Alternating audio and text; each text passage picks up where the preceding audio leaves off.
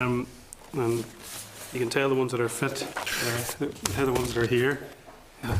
And obviously we have a number of apologies. I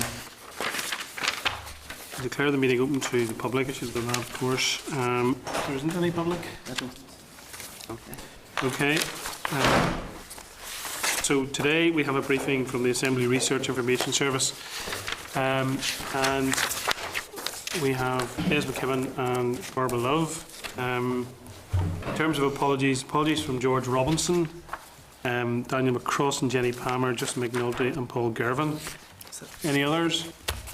Okay. I'll just hand over to Des and Barbara. Very welcome, thank you. Thank you, Chair.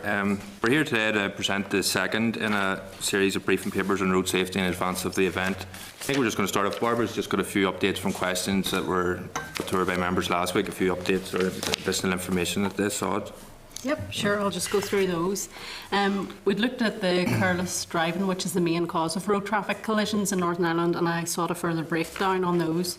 And the number one cause, as we imagined or discussed at the group, was inattention or attention diverted. I've asked the PSNI for specific figures around mobile phones, so they're going to get those to us hopefully this week, and I'll be able to share that with the committee. Also aiming in relation to your specific question around the alcohol and drugs breakdown, as I said last week, the offence is alcohol or drugs taken by the driver or rider in the case of a vehicle, and they can give us specific figures of alcohol, and they can give us a total figure for where drugs have been taken, but they can't give a specific drug. So you'd mentioned possibly cannabis and those kinds of things. So I can give a specific alcohol figure, which will allow us to compare our figures with the figures in the Republic of Ireland, but I won't be able to give specific drugs. Part of the reason for that is the way the data is held. It's probably held in coroner's reports, but it's not collated. And also the numbers, they said, are quite small, so you'd be talking with quite a small group in that case. So once I get that information, I'll share that with the committee. Thank you. Thank you. Okay, thank you.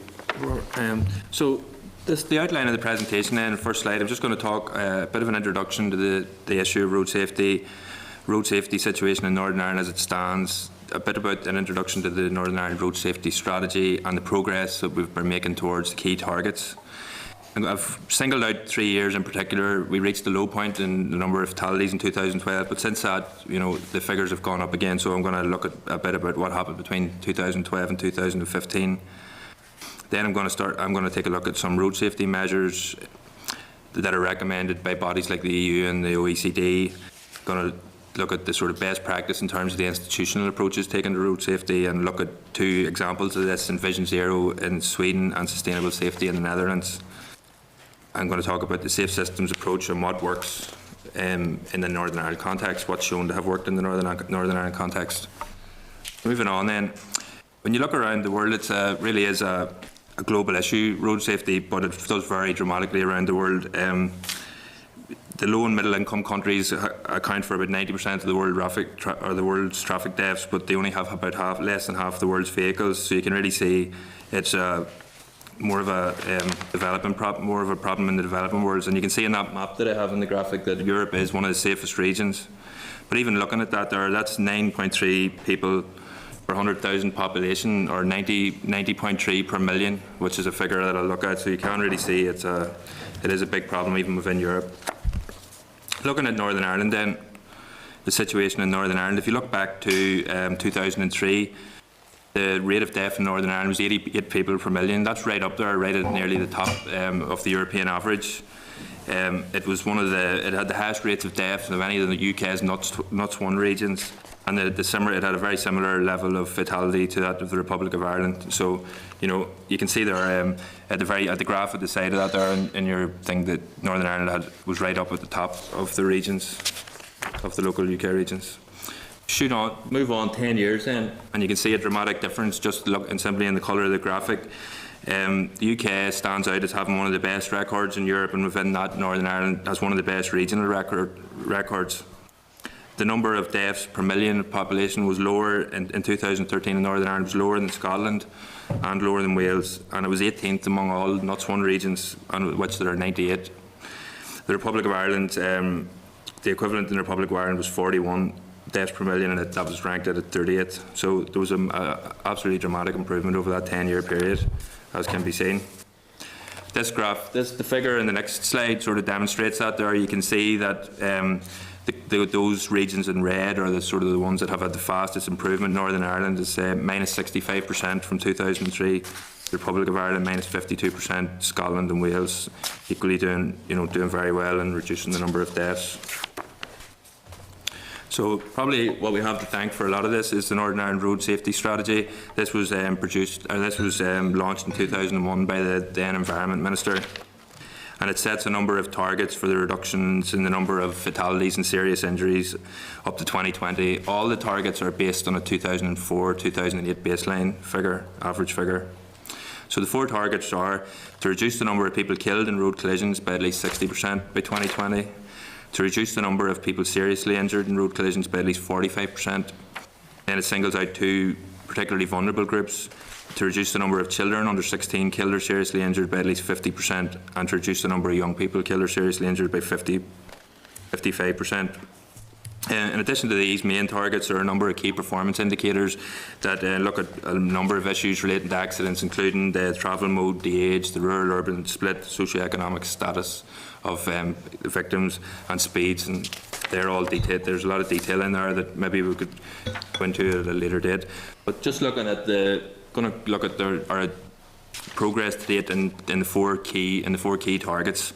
So you can see target number 1, to reduce the number of people killed in road collisions by at least 60% by 2020. The first thing you can see when you look at that chart is a dramatic drop-off from 2009 to 2010 in the number of fatalities. And then you can see in 2012 we actually exceeded the target. The target is represented by the green line in the charts that you can see in your in the handout there as well, if that's not as clear.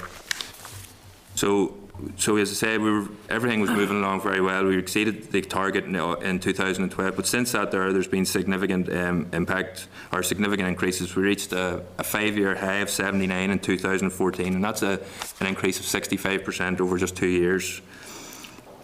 The one good news story of this is that we're still 41% down on the 2004-2008 baseline figure.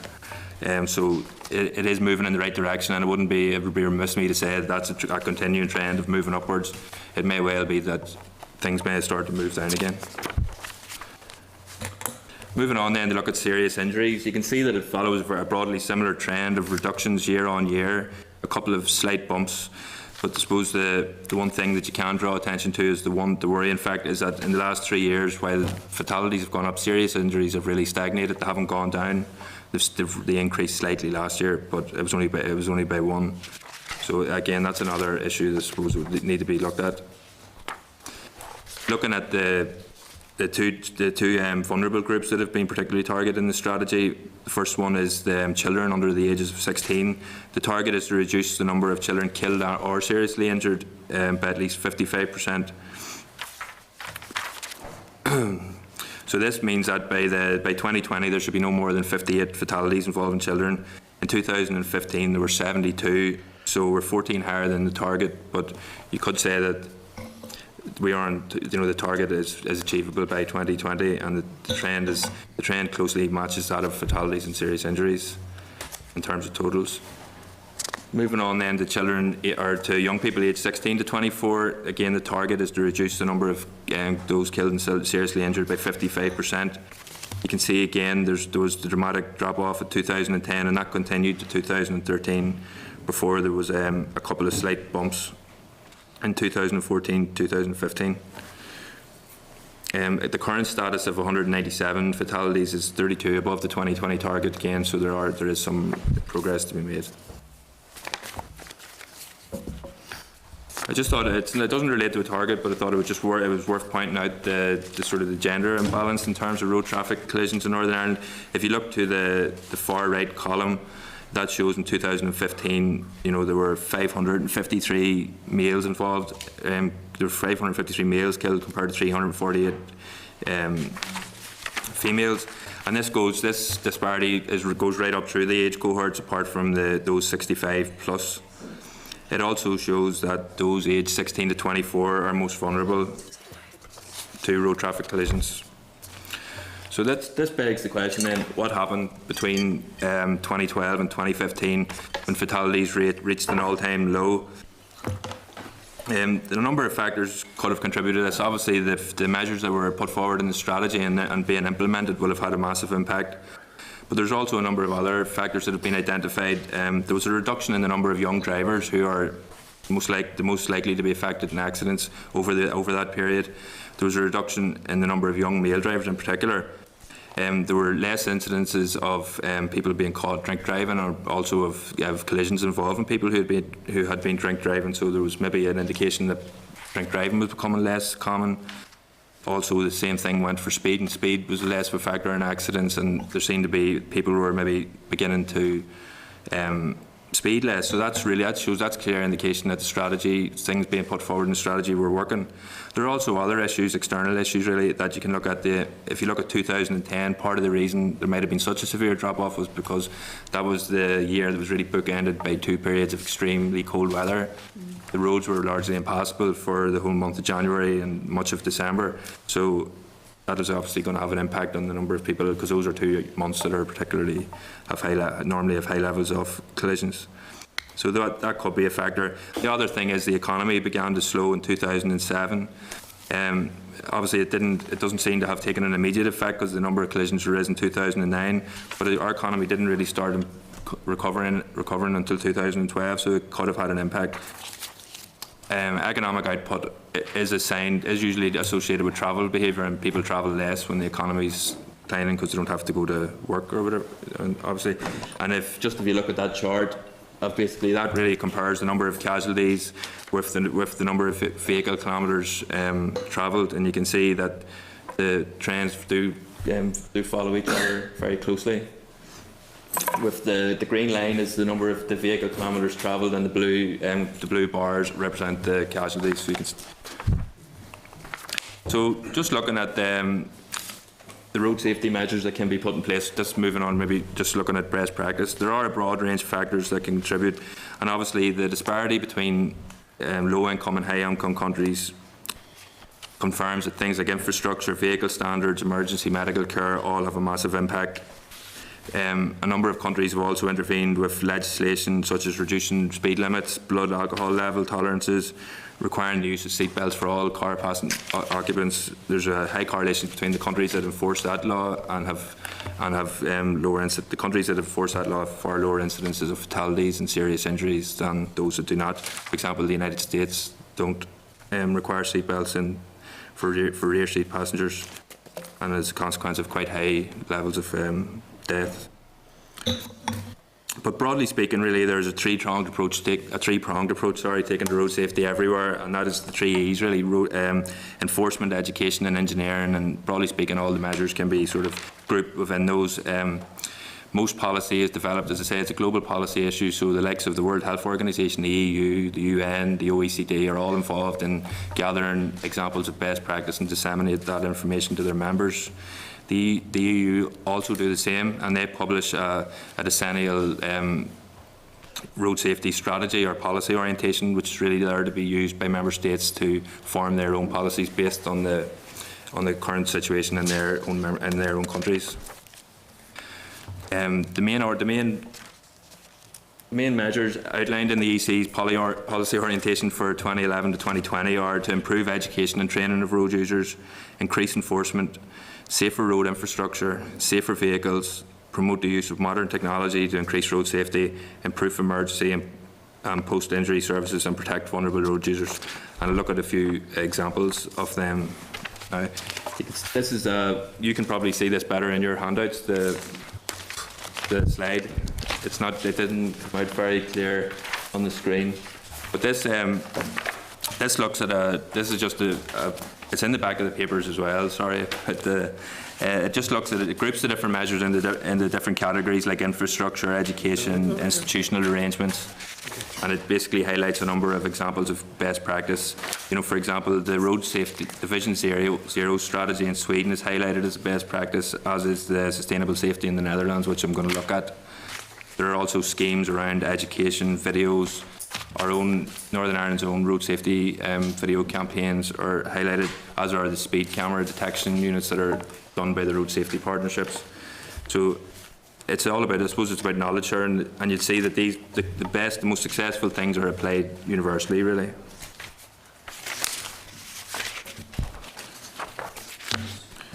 So just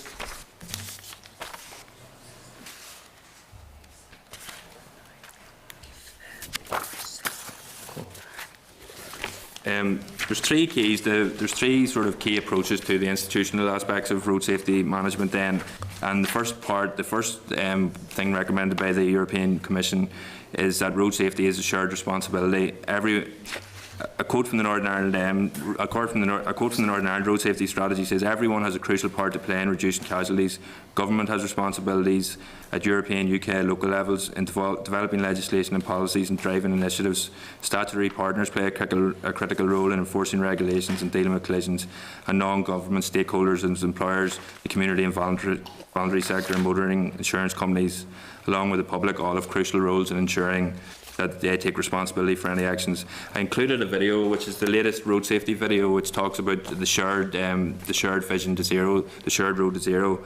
It doesn't actually, unfortunately, it doesn't work because the IT is, the software packages aren't compatible.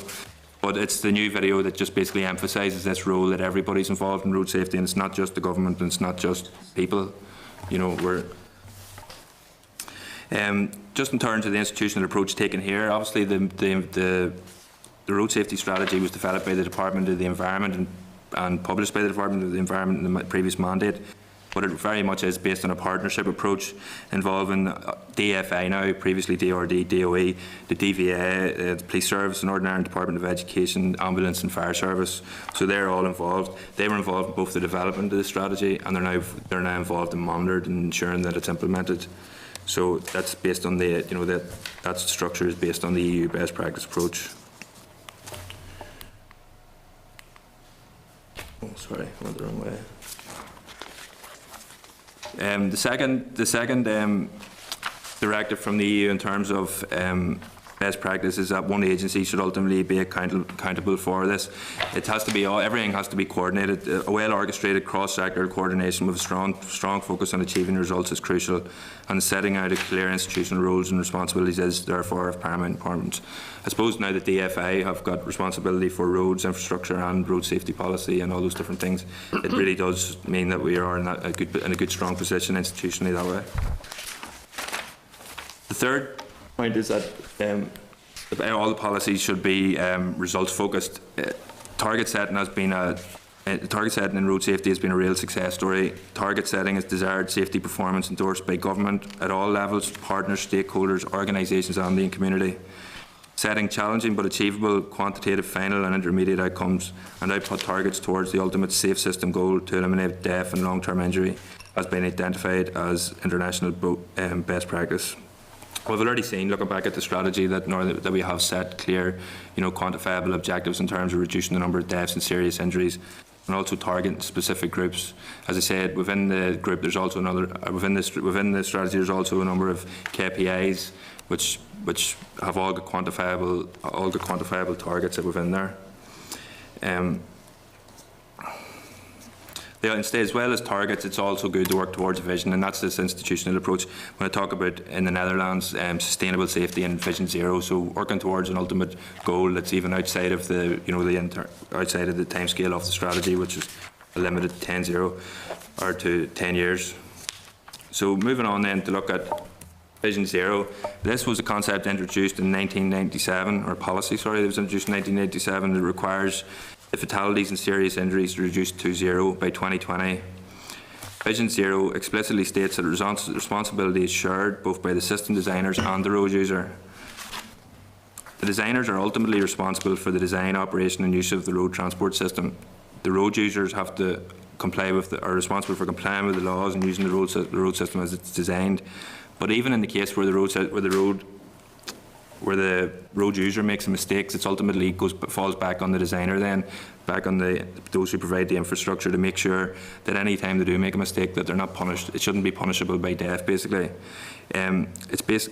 it's based on the whole policy is based around the ethical empirical that it can never be acceptable that people are killed or seriously injured in the road system, and that it's as a government, it is Sweden's moral obligation to design cars, roads and the rules of the road that protect road users from being killed in traffic. The basic principles of Vision Zero are the traffic system has to adapt to take better account of the needs, mistakes and vulnerabilities of road users. The level of violence that the human body can tolerate without being killed or seriously injured forms a basic parameter in design of the roads. What this means basically is that you have to look at where the interactions are going to take place. If it's a residential area, for example, and there's going to be large numbers of pedestrians and cyclists and other vulnerable road users, well then the system should be designed in a way that if a car does hit somebody, it won't cause them damage. So they have a number, in most residential areas you'll find 30 km/h speed limits, because this is the speed at which the human body can withstand a collision and come out of it, relatively unscathed, if not a little injured. If obviously they can get injured, but they try to minimise risk. Things like central barriers on single carriageway roads are commonly used. They have large strips down the sides of the road to make sure that there's no, if a car does leave the road, that it doesn't hit a tree or poles or anything like that. They just really take into consideration that people will make mistakes, and ultimately it's their responsibility to make sure that doesn't result in them dying. It's a good approach. Sustainable safety then is similarly a proactive approach to road safety that takes into consideration the whole transport system and adapts it to human limitations. Again, like I said before, in terms of residential areas and places where there's a number of vulnerable road users, there will always be safety in place. There will always be segregation of cyclists. For example, if you're going down the outer ring, where you can see there where there's a 40-mile-an-hour speed limit and there's a cycle lane on the carriageway.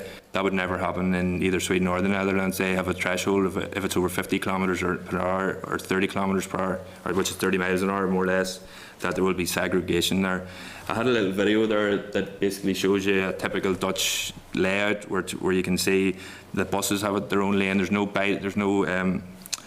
The system is all monofunctional. The roads, they'll have slip roads and through roads and local roads, and it's really to minimise any kind of dangerous interactions between vehicles and people.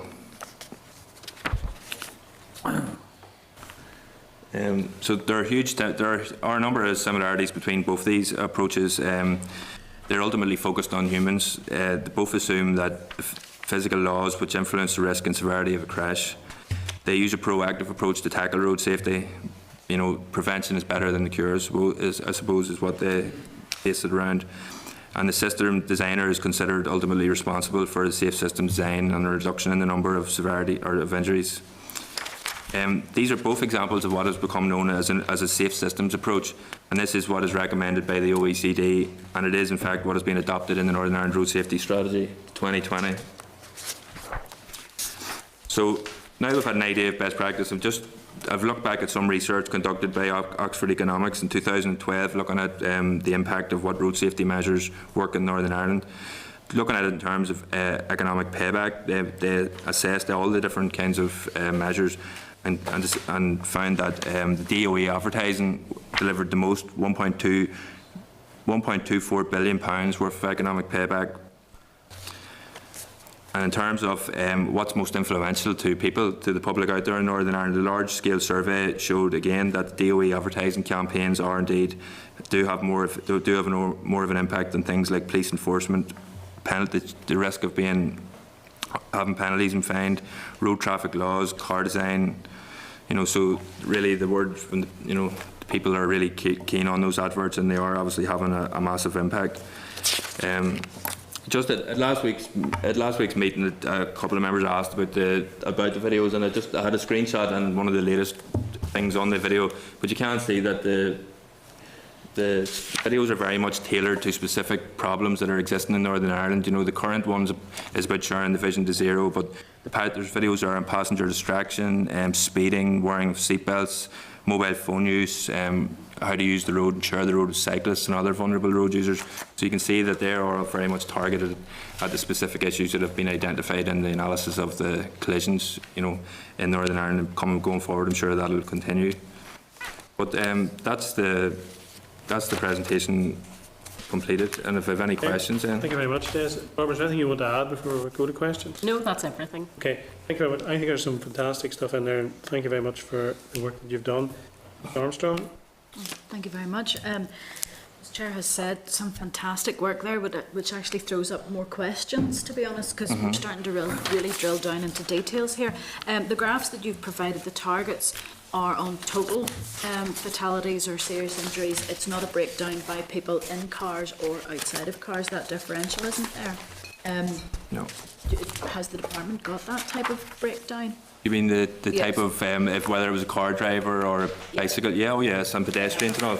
I So think the totals that they talk about, the targets they're trying to achieve, is total figures rather than total figures indeed. differential. But as I said, in terms of the key performance indicators within the strategy, they monitor different kinds of vehicles and casualties involving different kinds of injuries. So all that information is available, and I can get that to you. I was just kind of trying to focus on the headline figures in this presentation, but I can certainly put that into a paper and forward it to the committee.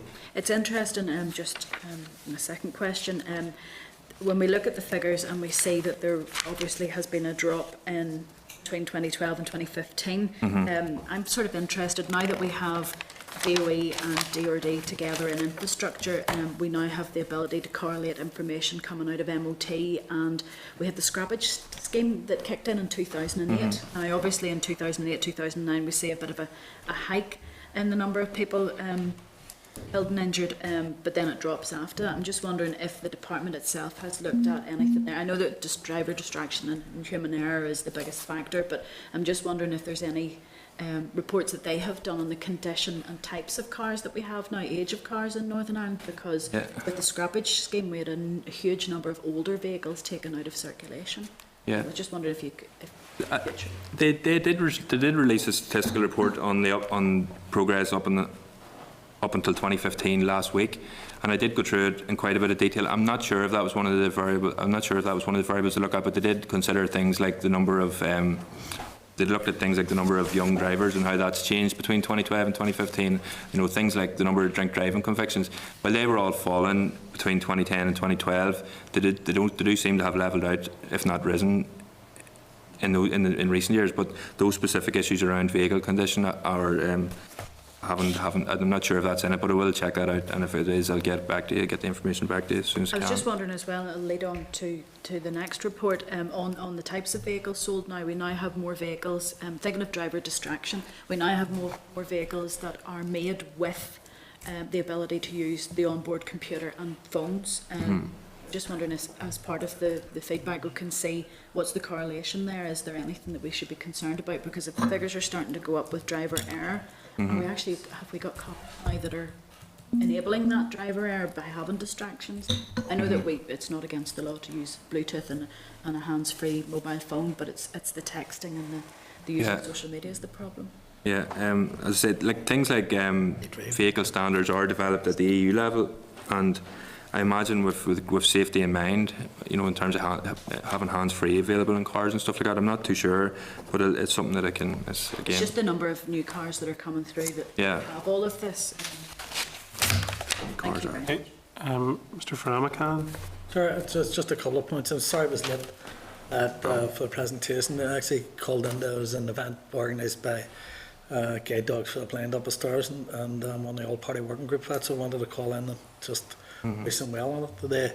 But and I don't see, and certainly the thing that, well, it gives you a general figure of injuries and deaths on the road. Like I said last week, a week before, you know, is there breakdowns in a rural setting, in a city setting, in a village setting, or a town setting? Is there more people killed in streets than on the roads? Has there been any work done to find out? Because as politicians, when we go in their constituencies, you're constantly inundated by people who are looking ramps or street frontage or some way of thing, and you've been constantly told now by the department that it's not the best way of actually slowing traffic down. One of the other ones is that, and it actually amazed me a couple of months ago, was there are people who would like to see their streets turned into one-way streets because the streets were never built for two-way traffic. Yes. And in fact, the official from the department had said to me that they prefer not to turn many streets into one-way streets because there was no opposition coming in the opposite direction. They actually go faster in these streets. So I don't know where that information exists. One of the other things was, and Kelly had spoke about it, distractions. You know, I think there's more distractions outside the car than there is within the car, although I agree with you. The thing is advertisements, whether it's for supermarkets, whether it's for different things, or whether it's even if you're travelling rurally, the things nailed on the trees or rate markings on the road or thing.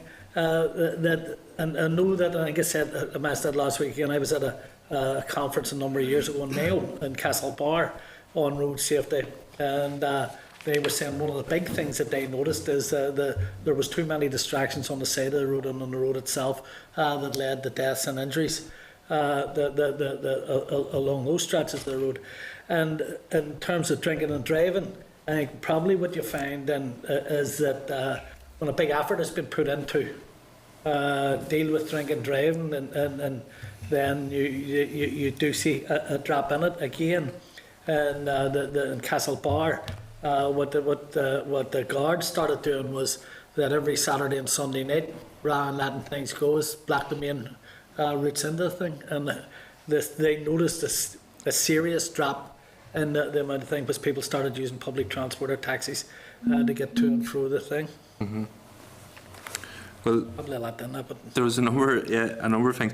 Just first of all, looking at, you asked a question about is there information kept about the kinds of roads and all that are involved in accidents and the rural-urban split, and most certainly there is. As in Barbara's presentation, I think, did you touch on road classifications last week? I did give just briefly that I think the latest figures showed that 57% of road traffic collisions occurred in rural areas as opposed to urban areas in Northern Ireland, but we also have the data set of each individual collisions. We have collision data which we have the coordinates for, so we can look and see whether they occurred in villages or towns. With our GIS expertise, we'd be able to do something on that, so that's certainly something we could do with a bit of analysis. Barbara, our GIS expert has actually helped me in the past. We've done some analysis of the potential impact of 20 mile of all residential areas being designated as 20 mile an hour zones, and looked at the occurrence of collisions within on what are called unclassified roads, which are generally roads of roads in housing developments and things like that. There, and she mapped out different parts of Belfast and Londonderry and Coleraine and stuff like that, just to look and see is there any kind of trends, any kind of patterns. And it was fairly random. The one thing that you would find is that certainly the vast majority of slight collisions do happen in built-up areas like that, and town centres and things. But the more fatal and serious injuries tend to happen on rural roads. There may be some value in looking at the actual definition of what a rural road is. For example, the department's definition is any road over 40 miles an hour. So the likes of the Sydenham bypass would be considered a rural road by the department's classification. So that's obviously wrong. But so it's any road basically over 40 miles an hour is classified as rural. So it might be worth looking at. But certainly, if you have any specific questions around, even if it's your local constituency, around the kinds of collisions that occur there, we can provide very between myself and Barbara and Anne, our GIS expert, we can provide some very good breakdowns there. In terms of, you asked about advertisements on the side of the road and distractions. There are very strict guidelines in Northern Ireland on the sort of displaying of posters and. I know it's a fact that there are a number of things posted illegally, and there's not a lot. I suppose it's down to enforcement then and the resources being available to police that, but at the end of the day, the DF, the Department for Infrastructure, do have strict guidelines in the placement of road signs and the amount of information that can be contained in those, in order that it is very clear and promotes road safety. I would just need to check it as well. I think the data does or can be obtained that shows whether or not a distraction was inside or outside the vehicle. So again, that's something we could look at and see what the breakdown is there, and compared to if it is a distraction, is it something inside the vehicle or is it something outside the vehicle? Sure. Can I just come back on one thing on it? That because I'm only at the briefing up the stairs, but a broad thing is there, and again, it's people with disabilities. Or people who are blind or partially sighted, or young families. And in terms of urban settings, you know, is there to have a record of how many people who may have been hurt or killed going across the road, who may have found it difficult negotiating. And because I do know that there are some lights there that people who are partially sighted or blind, that there's a Yes, wee device underneath it. They would think, but that a lot of those have changed, and there doesn't seem to be anything, or there may be a noise that comes out of someone. Yeah. But it's even in people on the roads, in terms of crossing roads, are we getting better and how people can know when it's safe or not to cross a road? Yeah. Again, to be honest with you, there are standards for road crossings, and like you said, a lot of them do have sort of like, I don't know the exact name of them, but they're like rumble strips, so people can feel underfoot that they're at a standard junction. I don't have any figures on the number of accidents that occur, but certainly I can check that out for you, and we can look going back a year or two, we'll be able to find out how often that happens. It just struck me there in terms of just on that point, that those token crossings or whatever they're called this morning, is it, you have it in your mind, but obviously we have, because of the length of time we're doing it, you look across the road to see where the green man is, you know. But of course it's down here now.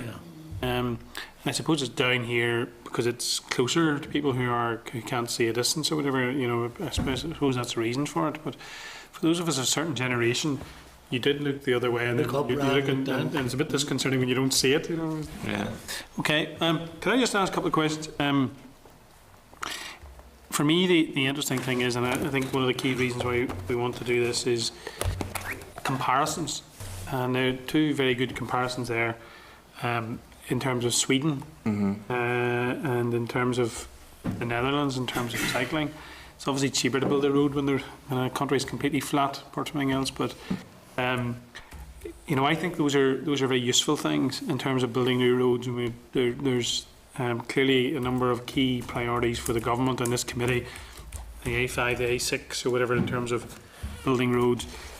You know, is there some of that practice that we can, given that money is not infinite, but is there some of that practice that we can bring into play here when we're actually constructing roads, do you think? Well, certainly I think in terms of retrofitting the existing environment, I'm sure it would be very difficult. The officials would come up and say it would be very difficult and cost prohibitive, but certainly you would imagine that implementing policies whereby any new road would be kitted out with the right infrastructure that acknowledges the entire number, you know, all the people that are going to be using the road. Then that would be possible in the future, you would imagine. But I suppose we don't really have any kind of standards for residential areas or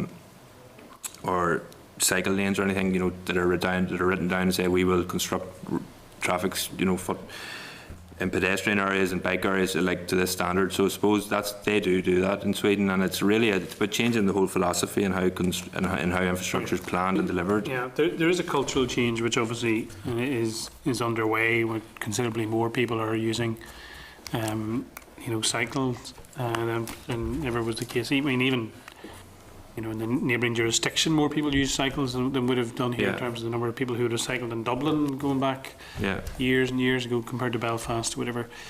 And of course, the key thing to that is the layout, which helps to assist those people to do just that.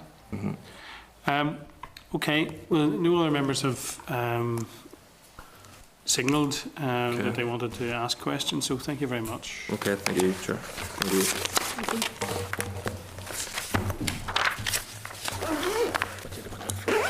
Members, in terms of any other business, just coming out of the briefing, we've not very much got a single item agenda today, but I just wanted to raise issues coming out of that presentation and the event that we're having in November. Cathy, do you just want to give us an update on where we are and what progress has been made in terms of the last week? Well, we're still organising a stakeholder event. We've now been in contact with Fire and Rescue and Road Safety Branch, and we're going to do out in the apron now a live extraction type thing where we'll have a car, we'll have the police, we'll have the fire brigade, we'll have the ambulance there. The intention probably is to have food served from 5 to 6 in the members' dining room, and then we'll have at 6 o'clock this thing in the apron where everybody can watch it for 10-15 minutes, and then straight into the long gallery to have the stakeholder event. What's the date again? Kathy? 23rd of November, it's Road Safety Week, so it's Wednesday evening.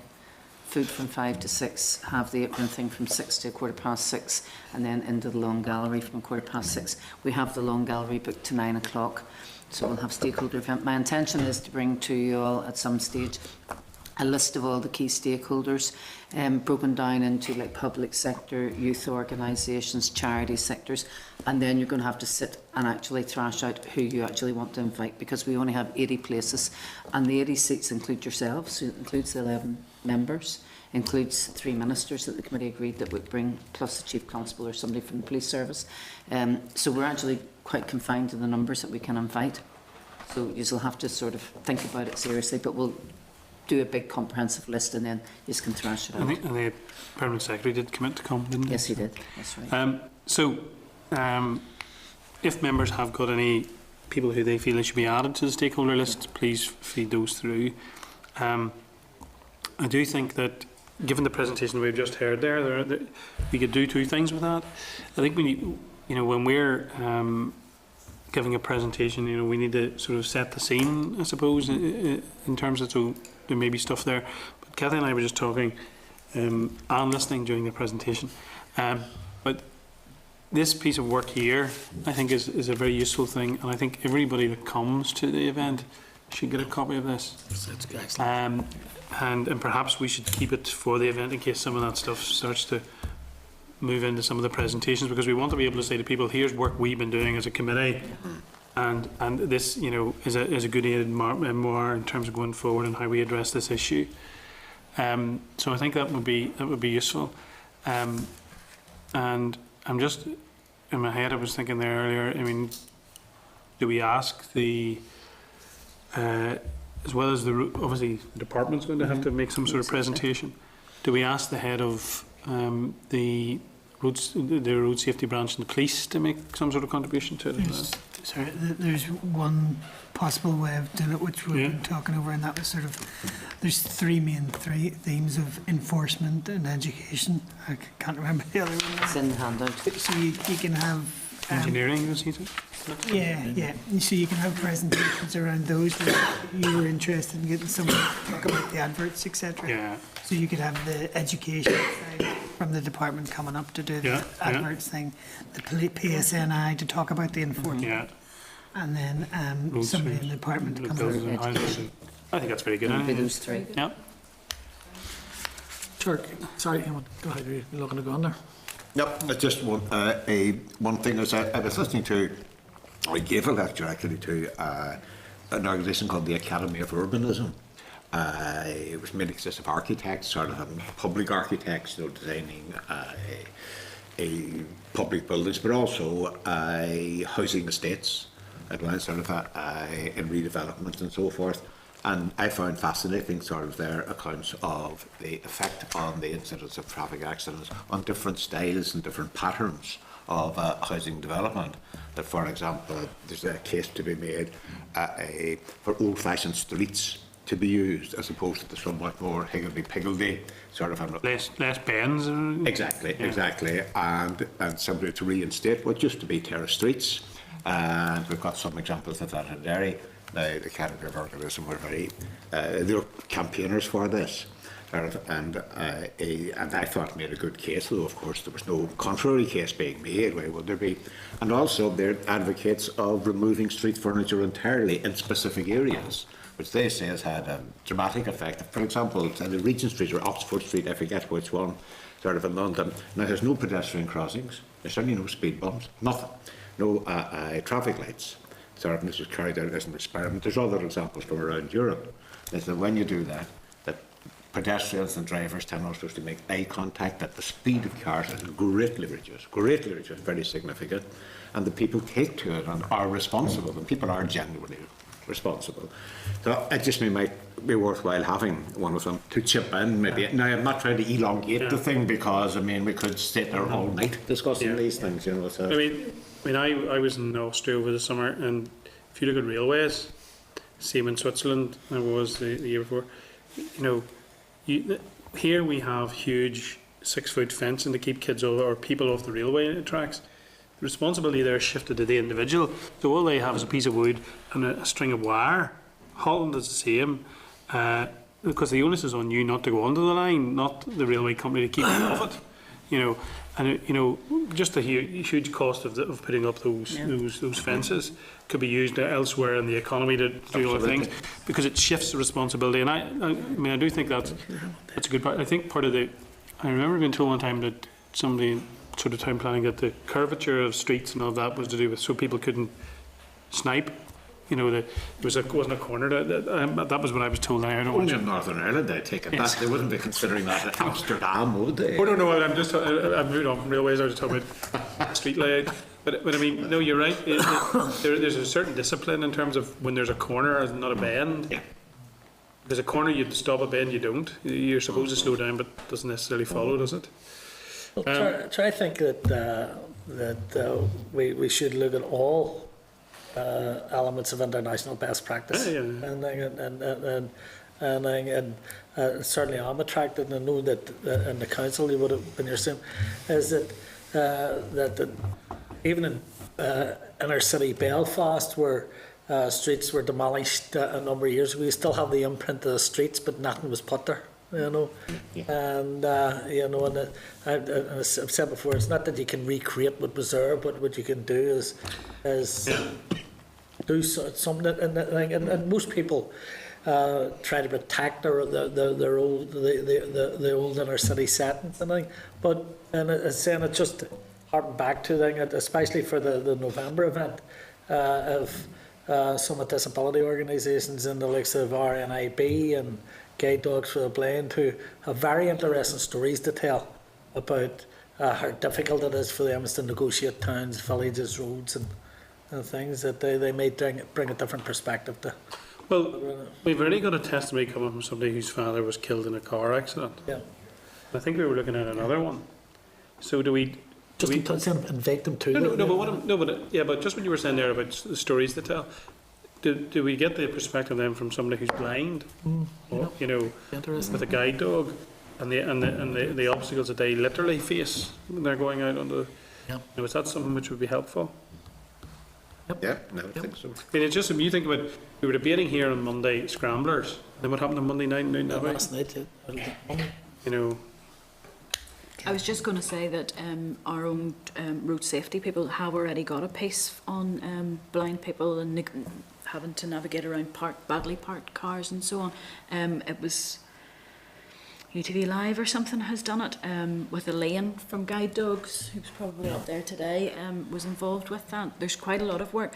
The department itself have a wealth of videos that could be run on loop rather than we have to take up time. That was done through the road safety grants programme, community and voluntary sector grants programme.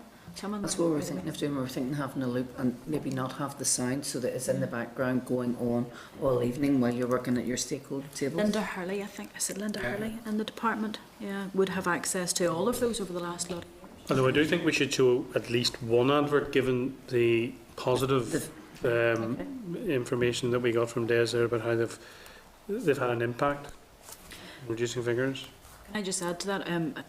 My background, as you know, was in transport for many years. When we took DOE adverts to England, they were shocked because in Northern Ireland you can have much more brutal, much more graphic advertising promotion of that than would be accepted elsewhere in the UK.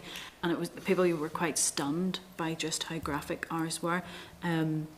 It's something that I don't think that we actually realise just how strong that message is here. I know there's some of them I just, to be honest, are so impactful I turn them over. That's not that I'm ignoring what they're, but I just, some of the stuff I can't watch it. Yeah. You know, yep. Well, I think all of those things are helpful to Kathy and the team in terms of putting it all together. So everybody happy enough? Yep. Okay. Any other business? Okay. That's good. So our next meeting will take place on Wednesday, the 12th of October, 2016 at 10 a.m. in the Senate chamber. So we'll adjourn the meeting. Thank you.